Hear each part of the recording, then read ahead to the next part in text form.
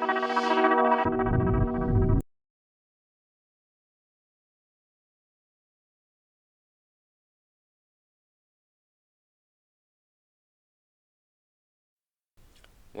it had to start somewhere. Well, this is the short story of the relatively long flight. BNAir Flight 104. Well, everything started relatively normal. Everything went as usual, but well, now there were actually two passengers. It first began with one, and this is going to be very important for this flight. Well, the other passenger entered the aircraft after they had already taxied half the way to the runway. Well, he had some problems getting in, and this was called out by the captain. But he managed to get in, and they soon closed the doors. These doors are going to be a big deal in this flight. And well, if they had been closed properly, well, this might never actually have happened. So well, what happened then? This is so dumb actually when I'm thinking about it. Oh my god. This is yeah. Yes, this isn't actually completely serious. Yeah. What happened then?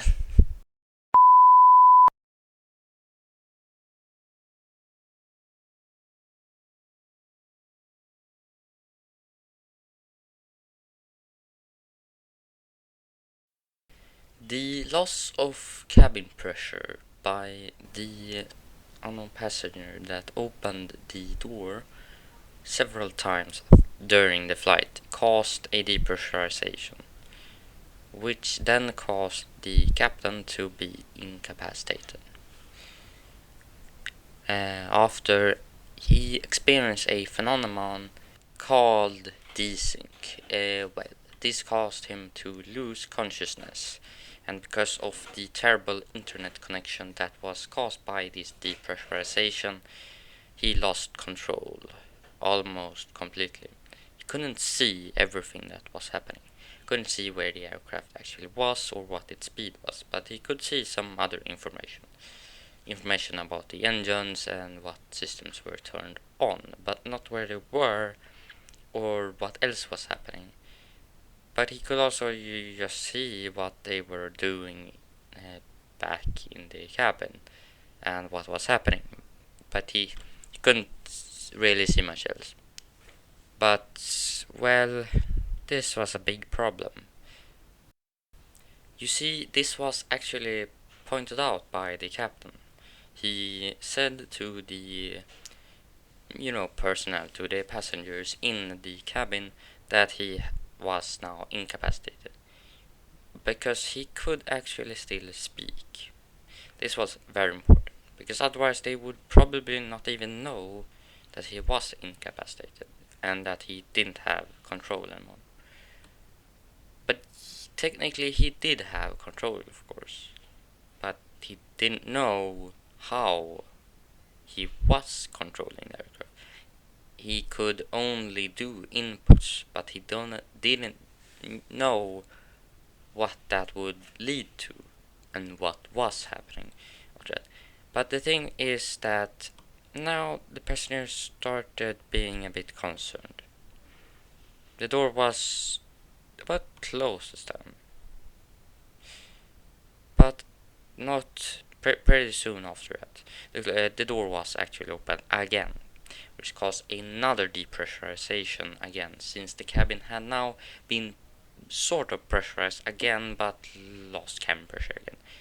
The oxygen masks had of course been put down and pulled down, so they of course took that. But the passenger that was opening and closing the door didn't actually take one of those.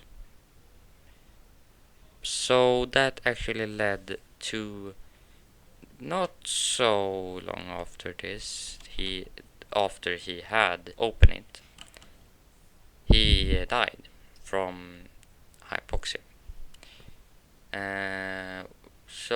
Well, now there only was one passenger left. But let's talk about a bit more the systems that were now engaged and what the aircraft were capable of, because this is very important.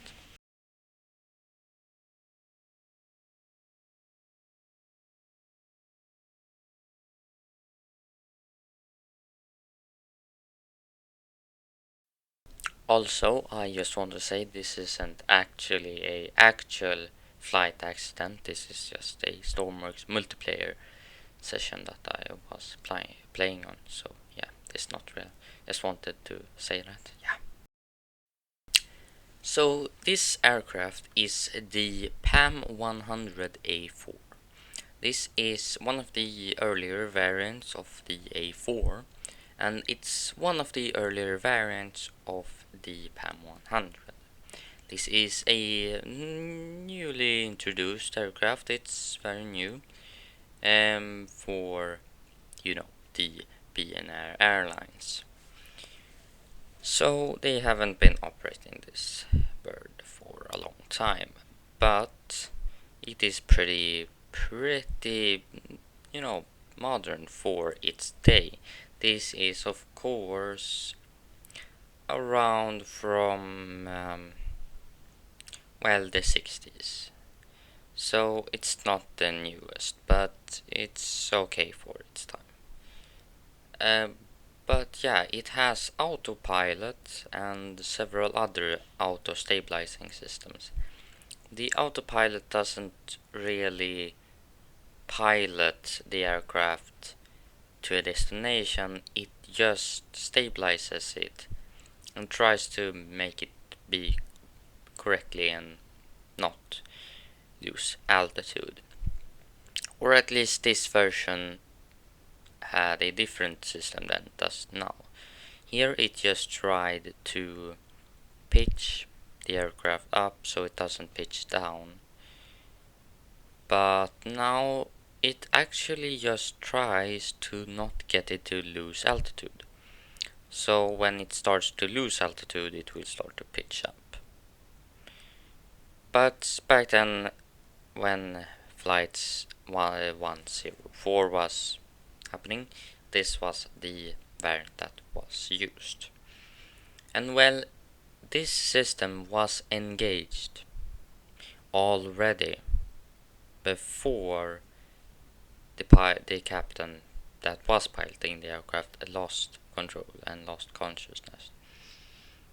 So, well, they were relatively safe, but again, he didn't still understand what was happening, so this system wasn't completely safe.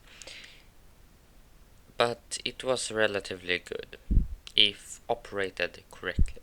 Well, someone had to fly the aircraft. They had to land somewhere. At least they couldn't just be flying forever, because they had a limited amount of fuel, of course, as well as battery.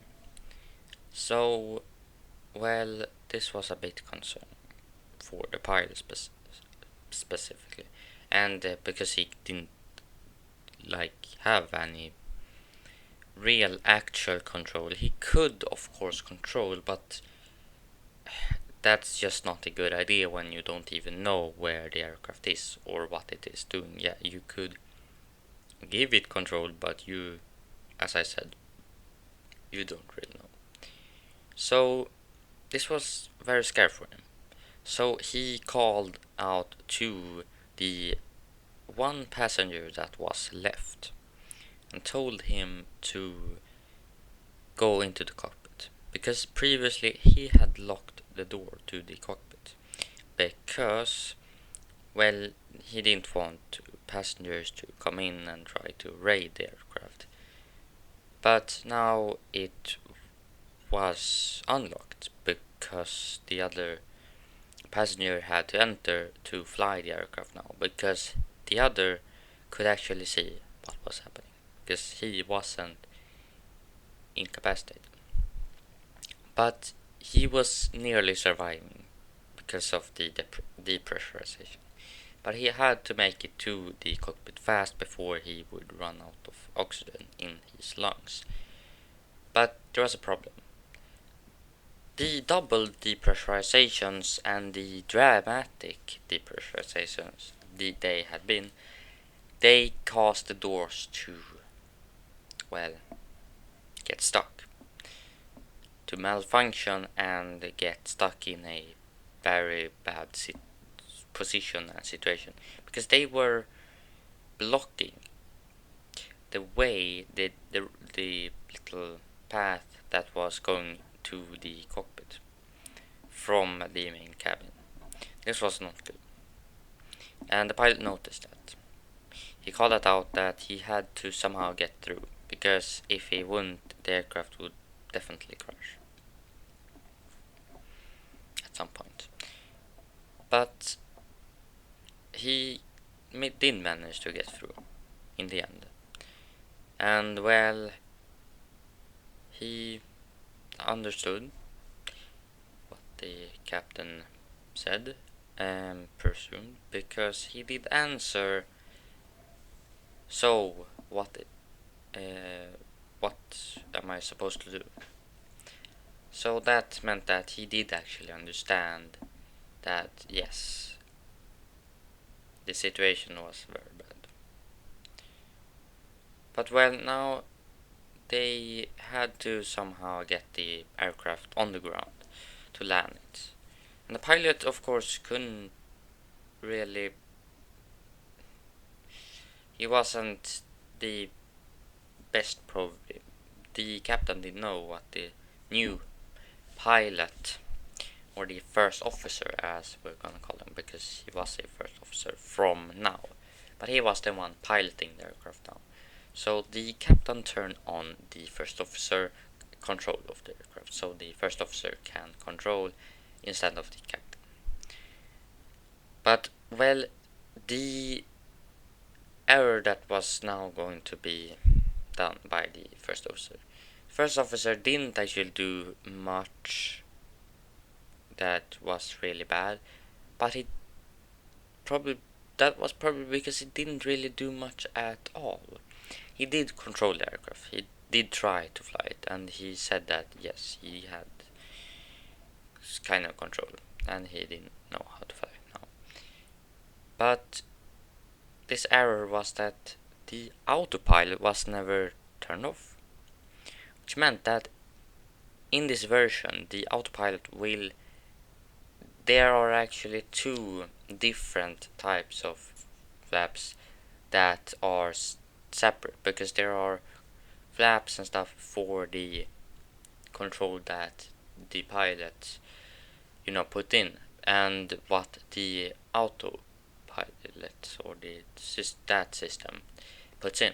So these are separate systems and separate flaps, which meant that if you have autopilot on, this variant and this system will actually apply both.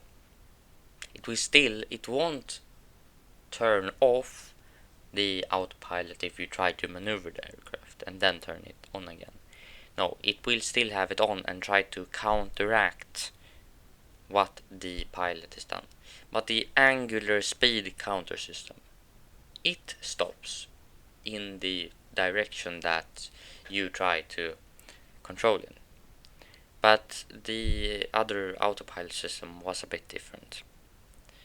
And this was, not good, because this meant that it was really hard to control, and it controlled really slowly. But, well, it seemed to work. The captain could still not know, but the first officer said that, well, they were okay, and that they were going to be safe. So, well, the captain started looking at the fuel, and it was going down.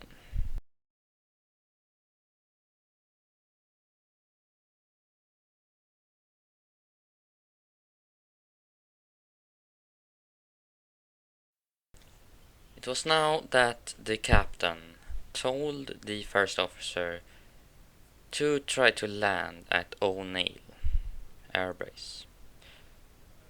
Well, it was in the middle of the main island, but he thought they were around the main island, not too far away.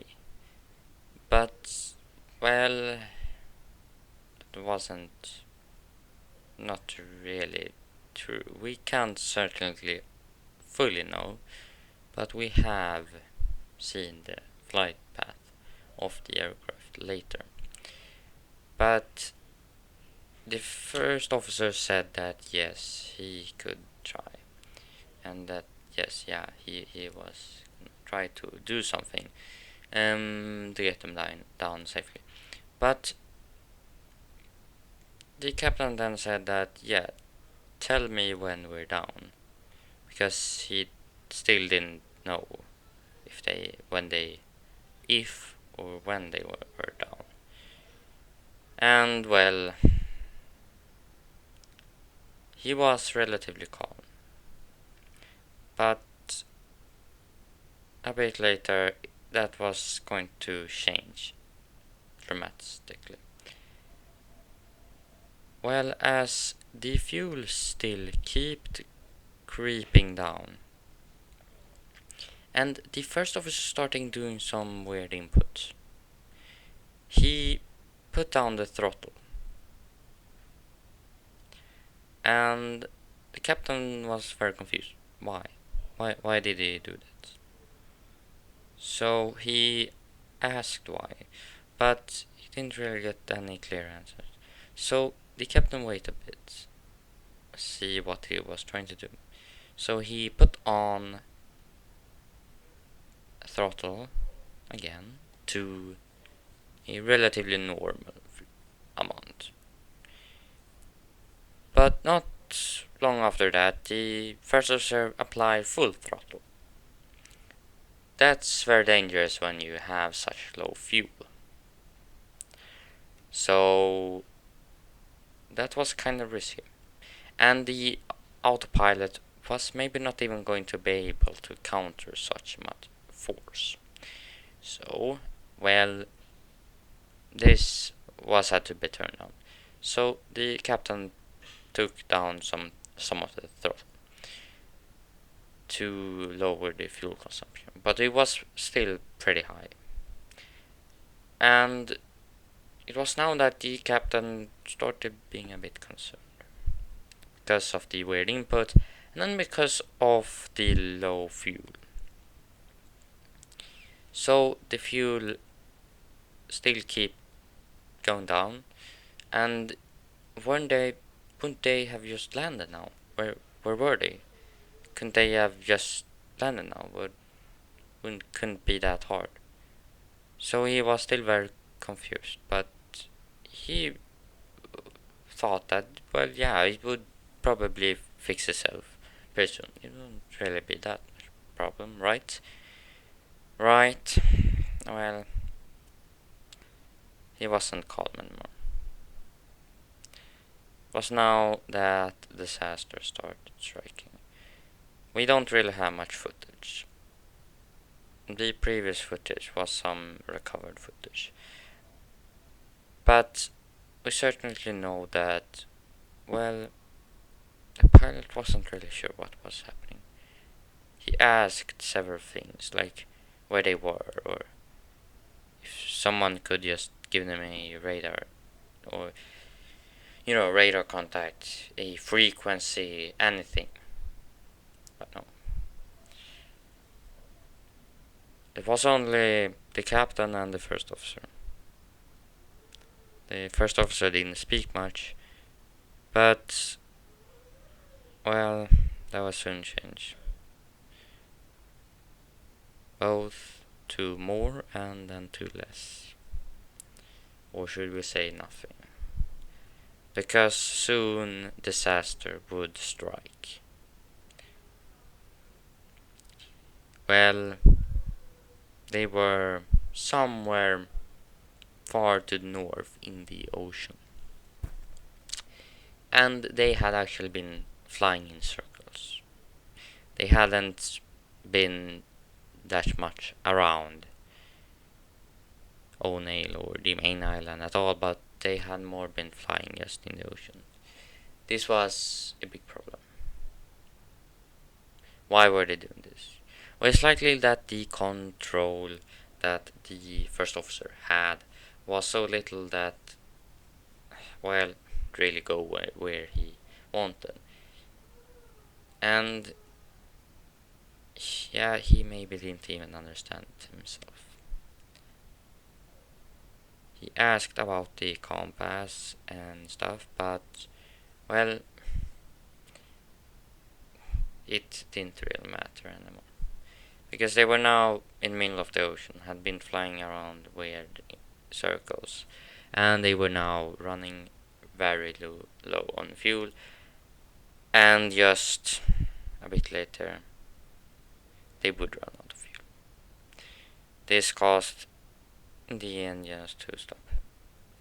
The captain heard sudden explosions and stuff. Was, well, they burned out because of the low fuel, and they stopped working, and he could see this. Then the right engine did too, because first it was the left engine, but then the right engine came along too and stopped. He still didn't know what was happening, but they were descending. He didn't know how high, but, well, they were going to impact the water, which he still didn't know. He thought that they maybe were going to impact some kind of land, but no. He still didn't even know where they were, so he didn't even know it was water. So he asked, "Are we down?" Because, well, he said that yes, we are now out of fuel. The captain said that, and then, well, a pretty sad message came from the first officer. Was that, well, goes like this. The end. Just that. As I said, the captain then said, "Are we down?" And now things go pretty dark. The first officer made it out. He was on the aircraft, and now the captain could start to hear water. So he understood that yes, they were now underwater. Because hear that the aircraft was making weird sounds and that it was going through the water, and yeah, but he did hear the impact also. So the captain, what was the captain doing? The captain was still, he was sitting in his seat still. He wasn't doing anything. The door was closed. Water was leaking in. But because he couldn't see or walk or anything, he was kind of stuck to him. And if he would probably die anyway. Because he had now suffered severe injuries. And, well, some quite sad, famous last words were heard.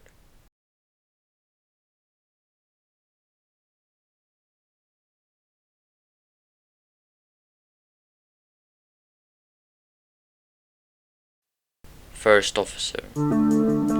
Yes. Captain. Is this the end? Flight 104 is done.